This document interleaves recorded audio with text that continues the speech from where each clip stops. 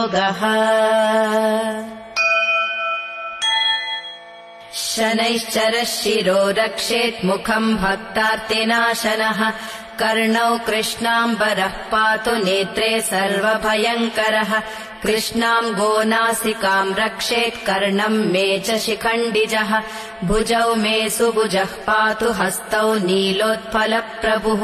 पातु मे हृदयम् कृष्णः कुक्षिम् शुष्कोदरस्तथा कटिम् मे विकटः पातु ऊरू मे घोररूपवान् जानुनी पातु दीर्घौ मे जङ्घे मे मङ्गलप्रदः